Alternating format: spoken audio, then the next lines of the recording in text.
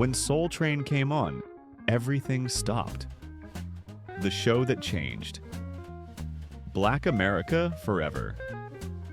There was a moment every Saturday morning when the entire black community held its breath. It happened at the same time each week in living rooms and dens and basement rec rooms across America. The television screen flickered and then it appeared.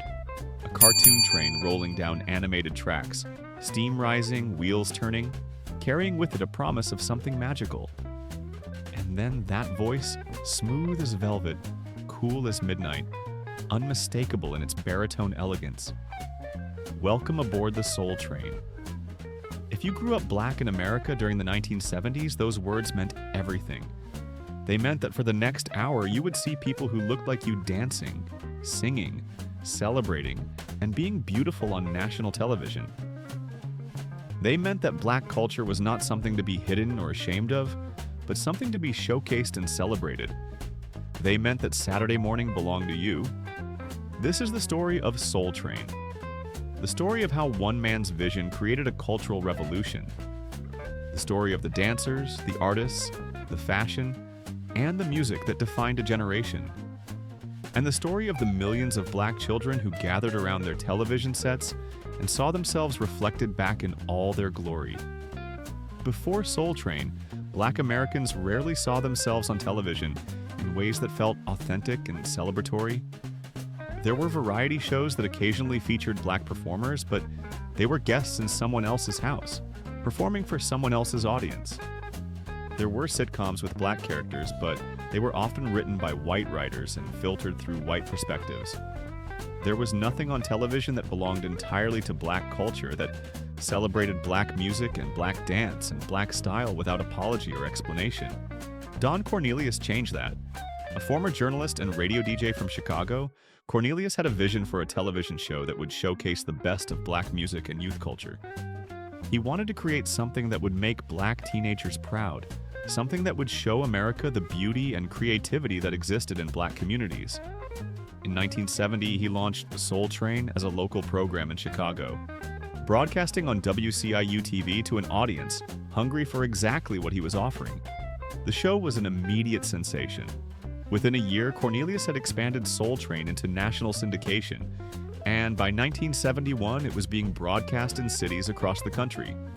For the next 3 decades, Soul Train would be a fixture of Saturday morning television, the longest-running, first-run nationally syndicated program in American television history. But the statistics do not capture what Soul Train meant to the people who watched it. The numbers cannot measure the pride, the joy, the sense of belonging that the show created. The format of Soul Train was deceptively simple. Teenagers danced to the latest soul, funk, R&B, and eventually hip-hop music. Artists performed their hits live or lip-sync to their recordings. Don Cornelius conducted brief interviews and introduced segments with his signature smooth delivery. That was it. No elaborate sets, no complicated storylines, no gimmicks. Just music, dancing, and black excellence on full display. But within that simple format was something revolutionary. Soul Train was unapologetically black. The dancers were black. The musicians were black. The audience was black. The fashion, the language, the energy, everything about the show emerged from black culture and was presented without translation or dilution for white audiences. This was not a show that asked for permission or approval. This was a show that knew its worth and demanded to be seen. For black children watching at home, this was transformative. You could turn on the television on Saturday morning and see people who looked like you, dressed like you wanted to dress, dancing the way you danced at parties and family gatherings. You could see that black style was not just acceptable but aspirational. You could see that black culture was something to be proud of, something worth celebrating, something beautiful. The Soul Train dancers were the heart of the show. They were not professional performers in the traditional sense. They were teenagers from Los Angeles, regular kids who auditioned for a chance to dance on television. But there was nothing ordinary about them. They brought a creativity, an energy, a sense of style that made the show electric. Every week they showed up in the latest fashions, ready to debut new moves and compete for the spotlight. The dancers became celebrities in their own right. Names like Demita Jo Freeman, Cheryl Song, Don Campbell, and Pat Davis became known throughout Black America. These were young people who had created something extraordinary out of nothing more than their own bodies and their own creativity. They were athletes and artists, innovators who invented dance moves that spread from the Soul Train stage to dance floors across the country. Watching the dancers, Black children learned that they too could be stars. You did not need formal training or expensive equipment. You just needed rhythm, creativity, and the courage to express yourself. After the show ended each Saturday, living rooms across America became practice stages as children tried to imitate what they had seen, working on their moves until the next episode gave them new inspiration.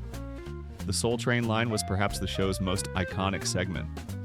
Two lines of dancers would form, creating a corridor down the center of the dance floor.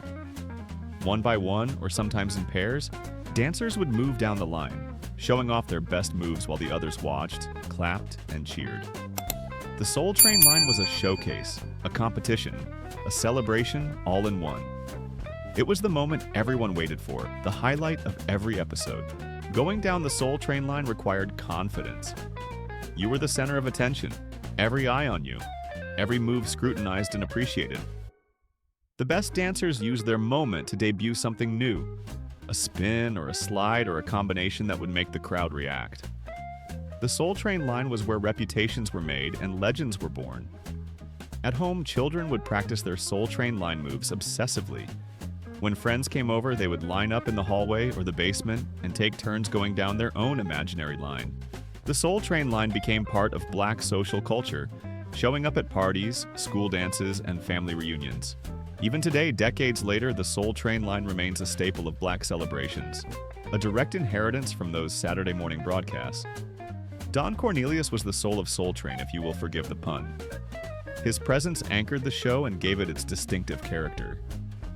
He was tall, handsome, and impossibly cool, with an afro that seemed to defy gravity and a voice that could make anything sound important. His catchphrases became part of the Black lexicon. And you can bet your last money it's gonna be a stone gas, honey. We wish you love, peace, and soul. Cornelius was more than just a host. He was a gatekeeper who determined which artists appeared on the show and how they were presented. He was a businessman who built Soul Train into an empire that included record labels, awards shows, and merchandise. He was a cultural ambassador who introduced mainstream America to artists and styles they might never have encountered otherwise. And he was a role model who showed Black children that they could be successful, sophisticated, and unapologetically themselves. His interview style was unique. Where other hosts might gush or fawn over their guests, Cornelius maintained a cool detachment that somehow conveyed more respect than any amount of enthusiasm could. He asked thoughtful questions and listened to the answers. He treated every artist, whether a superstar or newcomer, with the same dignity. His interviews were brief but substantive, adding context and depth to the performances without overshadowing them. The music on Soul Train was a who's who of Black musical excellence. Every major artist in soul, funk, R&B, and eventually hip-hop appeared on the show at some point in their career. James Brown brought his explosive energy and revolutionary sound. Aretha Franklin delivered vocal performances that shook the studio walls. The Jackson 5 showcased their youthful charm and choreographed precision. Stevie Wonder demonstrated his genius across multiple instruments. Marvin Gaye shared his smooth sensuality and social consciousness. Parliament Funkadelic brought their cosmic funk and outrageous costumes, transforming the Soul Train stage into something out of a science fiction dream. Earth, Wind, and Fire combined spiritual uplift with musical sophistication. The OJs, the Spinners, the Chai Lights, the Stylistics, every group that mattered passed through the Soul Train studio. To appear on Soul Train was to have arrived. It was validation that you had made it in Black music. For the artists, Soul Train was essential because it reached an audience that other shows could not. Black teenagers who might not watch network variety shows would never miss Soul Train. The exposure was invaluable, helping break new artists and sustain the careers of established ones. But it was also meaningful because of the context. Performing on Soul Train meant performing for your people, in your element, without compromise. The fashion on Soul Train was as influential as the music. The show was a runway before runway shows existed in Black culture. The dancers and performers wore the latest styles, often before those styles had reached mainstream stores. Platform shoes, bell-bottom pants, hot pants, halter tops, sequined gowns, leather vests, fringed jackets. If it was fashionable in Black America, it appeared on Soul Train first. The show both reflected and shaped fashion trends. Designers and boutique owners watched to see what the dancers were wearing, knowing that those styles would be in demand by Monday morning. Young people watched and took notes, planning their next shopping trip or their next sewing project based on what they had seen. Fashion magazines might cover the trends months later, but Soul Train had them first. The afro was the signature hairstyle of Soul Train's early years, and the show helped cement its status as a symbol of Black pride and beauty. Both men and women wore their afros full and proud, demonstrating that natural Black hair was something to celebrate rather than straighten or hide. As hairstyles evolved through the 1970s and beyond, Soul Train chronicled every change, from jerry curls to fades to braids to locks. Saturday morning in a Black household during the Soul Train era had its own rhythm. Children would wake early, finish their chores or at least start them, and claim their spot in front of the television. The smart ones got up early enough to watch the cartoons that came before, but everyone was present and accounted for when Soul Train started.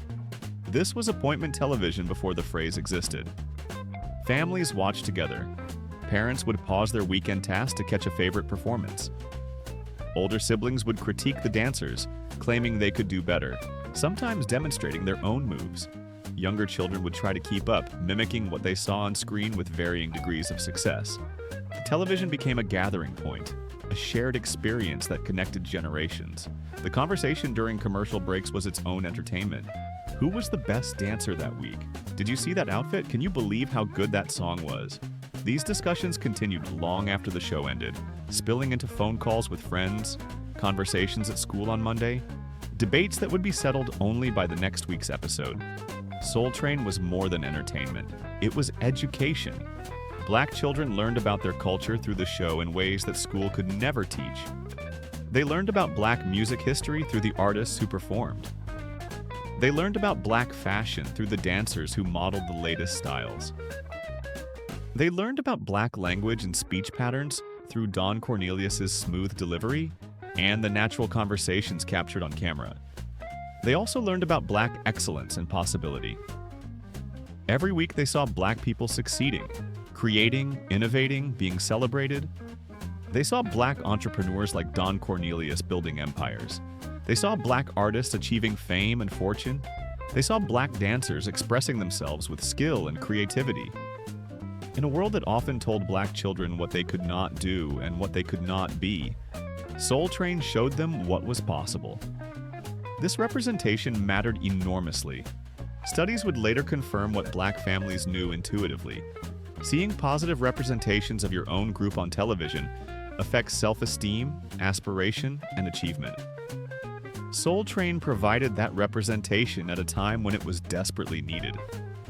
For many Black children, it was one of the few places on television where they felt truly seen and celebrated. The show evolved over the decades, reflecting changes in Black music and culture. When disco emerged in the late 1970s, Soul Train embraced it. When hip-hop began to take shape in the early 1980s, Soul Train was one of the first national television shows to feature rappers and breakdancers. When R&B transformed into new jack swing and beyond, Soul Train kept pace. The show was not stuck in the past. It was always moving forward, always showcasing what was current and what was next. This adaptability was part of Soul Train's genius. Each generation of Black youth could claim the show as their own. Children who watched in 1971 saw a different Soul Train than children who watched in 1981 or 1991, but the essential spirit remained the same. It was always a celebration of Black culture, always a showcase for Black talent, always a space where Black youth could see themselves reflected. The Soul Train Music Awards, launched in 1987, extended the brand's influence further.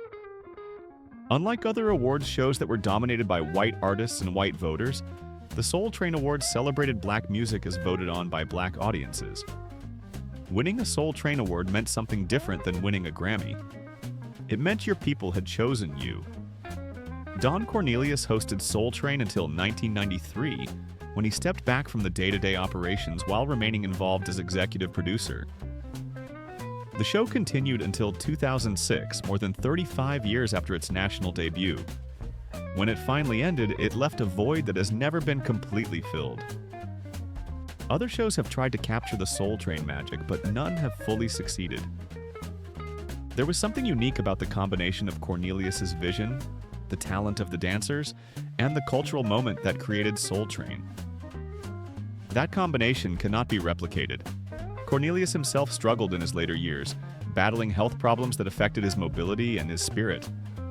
In 2012, he took his own life, a tragic end for a man who had brought so much joy to so many people. The outpouring of grief from the black community was immense. Social media filled with tributes and memories. People shared their favorite Soul Train moments, their favorite performances, their memories of watching with family members who were no longer with them. The legacy of Don Cornelius extends far beyond what any obituary could capture. He created a cultural institution that shaped how Black America saw itself. He provided a platform for artists who might otherwise have struggled to find national exposure. He employed thousands of dancers, crew members, and staff over the years, creating economic opportunity in Black communities. And he gave millions of Black children a gift that cannot be quantified, the gift of seeing themselves as beautiful, talented, and worthy of celebration. Those Saturday mornings in front of the television set were formative experiences for an entire generation. The Soul Train theme song still brings a rush of memory for those who grew up with it. The sight of dancers going down the Soul Train line still brings a smile. The sound of Don Cornelius's voice still feels like home. These are not just nostalgic memories. They are foundational experiences that shaped identity and aspiration. The influence of Soul Train extends into areas that might not be immediately obvious. The show's format influenced music videos, which would become a dominant form of music promotion in the 1980s. The emphasis on dancing and visual style paved the way for shows like BET's Video Soul and MTV's Yo! MTV Raps. The Soul Train line remains a fixture at weddings, parties, and celebrations throughout Black America. The fashion showcased on the show influenced designers and trends for decades. More fundamentally, Soul Train demonstrated that Black-owned and Black-operated media could succeed on a national scale. It proved that there was an audience hungry for authentic Black content, an audience that would support and sustain programming that spoke to their experiences. Every Black media venture that has followed owes something to Soul Train and to Don Cornelius's vision of what was possible. For Black children who grew up in the 1970s, Soul Train was a weekly reminder of their worth. In a world that often diminished Black contributions and Black beauty, the show was an hour of affirmation. Look at these dancers. Look at these musicians. Look at this style, this creativity, this joy. This is who we are. This is what we can do. This is Black excellence, and it is something to be proud of. The show also created community. When you talked about Soul Train at school on Monday, you were connecting with everyone else who had watched. When you practiced the latest dance moves with your friends, you were participating in a shared cultural experience. When you debated who was the best dancer or the best dressed, you were engaging in a conversation that was happening simultaneously in Black households across the country. Soul Train made you part of something bigger than yourself. Today, the Soul Train legacy lives on in various forms. Reruns and compilations keep the classic episodes available for new generations to discover. The Soul Train Awards continue annually, honoring the best in Black music. The Soul Train line remains a tradition at Black gatherings, connecting today's celebrations to those Saturday morning memories. And the show's influence can be seen in everything from contemporary dance shows to music videos, to the fashion choices of artists who grew up watching. But nothing can fully replace what Soul Train was to those who experienced it in real time. The anticipation of Saturday morning, the excitement of seeing who would be on that week, the joy of watching the dancers and imagining yourself among them, the pride of seeing Black culture celebrated without apology or explanation. These experiences belonged to a specific time and place, and they cannot be recreated.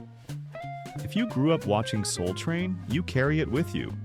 It is part of who you are, woven into your understanding of Black culture and Black identity.